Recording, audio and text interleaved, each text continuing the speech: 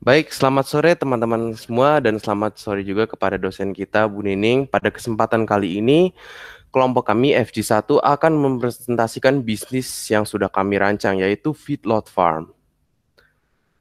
Pada kesempatan kali ini saya akan ditemani oleh teman-teman saya dari FG1. Kami berencana mendirikan usaha penggemukan sapi atau feedlot yang terintegrasi dengan skala usaha mikro yang merupakan subsektor peternakan. Alasan kami memilih usaha penggemukan sapi karena konsumsi daging sapi di Indonesia yang masih tergolong rendah. Kedua, kebutuhan daging sapi terus tumbuh lebih tinggi dibandingkan pertumbuhan produksi daging sapi itu sendiri. Harga daging sapi cenderung naik tiap tahunnya. Ditemukan teknik baru pula dalam penggemukan sapi yaitu teknik silase. Sehingga diharapkan dengan adanya usaha penggemukan sapi ini, kebutuhan masyarakat akan protein hewani dapat terpenuhi dan memiliki kualitas ekspor. Usaha Feedlot Farm akan didirikan di Tanggamus, Lampung. Daerahnya dipilih karena dianggap visible karena masih tersedia lahan yang murah dan strategis, cocok untuk peternakan serta tingkat permintaan sapi hidup yang tinggi. Value proposition adalah proposisi nilai yang kami tawarkan kepada customer. Dalam usaha penggemukan sapi ini, kami menyediakan sapi hidup segar kepada pedagang daging sapi dengan potensi karkas di atas 50%. Artinya, daging segar yang dihasilkan sapi setelah proses penyembelihan, pengulitan, dan pembersihan lebih dari 50% bobot sebelum penyembelihan. Selanjutnya, kami menyediakan sapi hidup segar berkualitas yang sehat dan bergizi. Artinya, sapi segar yang ditawarkan tidak hanya berbobot tinggi, tetapi memiliki kualitas daging yang baik. Selanjutnya, berikut ada customer segment dari bisnis Feedlot Farm ini. Yang pertama adalah penjual daging sapi, lalu ada usaha rumah makan dan pelaku usaha atau UMKM F&B. Ketiga, rumah potong hewan. 4, jamaah kurban Idul Adha. Feedlot Farm ini awalnya berlokasi di Lampung. Namun, mengingat prospek dan peluang usaha yang besar, kami akan melakukan ekspansi ke Riau dan Kalimantan. Dalam menjalankan bisnis ini, kami melakukan penjualan secara B2B di mana sapi-sapi yang sudah digemukkan akan dijual hidup-hidup ke pedagang daging sapi di pasar dan rumah potong sapi. Selain itu, untuk strategi pemasarannya, kami menawarkan diskon ongkos kirim sebesar 50% untuk pembelian lebih dari 2 sapi di daerah Lampung. B2B kami pilih karena memperhatikan modal serta capital expenditure yang kami miliki masih terbatas untuk pembelian cold storage untuk menyimpan daging segar agar bisa melakukan penjualan dengan skema B2C atau penjualan langsung ke tangan konsumer. Sebagai cost structure-nya, yang pertama ada modal awal kami.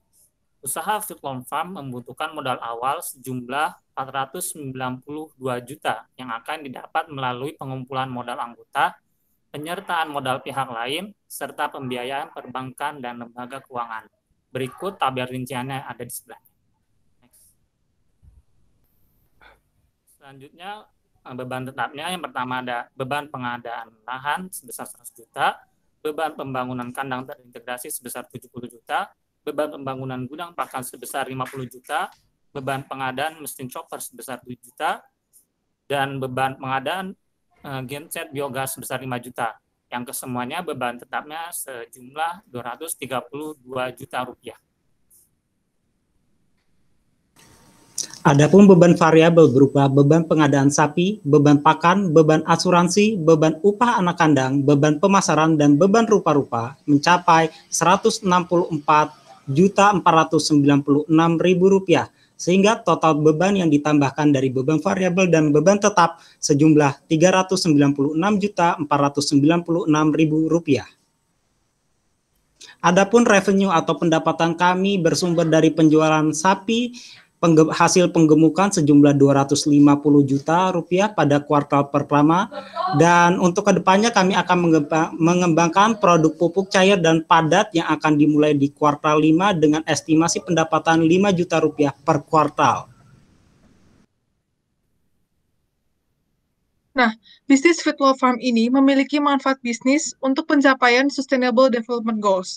Nah, usaha ini kan memiliki sistem kandang terintegrasi, pakan silase, penggunaan konsep zero waste dan biogas searah dengan SDGs yang kedua, yaitu tanpa kelaparan atau zero hunger. Nah, ketahanan pangan yang dibangun melalui usaha ini sangat memperhatikan kesehatan gizi sapi yang kemudian nanti akan memperbaiki gizi masyarakat Indonesia.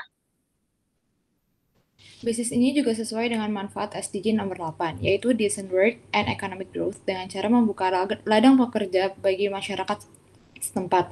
Peningkatan perekonomian dan lapangan kerja bisa dihasilkan dalam jangka panjang, di mana produk dari usaha ini diharapkan akan menjadi kualitas ekspor dan pemasok utama ke berbagai daerah dan negara lain. Rancangan usaha Feedlot Farm kami juga mendukung nilai dari SDG yang ke-9, yaitu Industry, Innovation, and Infrastructure, di mana usaha Feedlot Farm merupakan hasil dari pemberian pakan pada hewan. Inovasi yang dijalankan oleh usaha Feedlot Farm telah memajukan inovasi di dalam masyarakat dan juga meningkatkan infrastruktur pangan di Indonesia. Berikut adalah daftar pustaka yang kami gunakan untuk mengembangkan rancangan usaha kami, yaitu Feedlot Farm.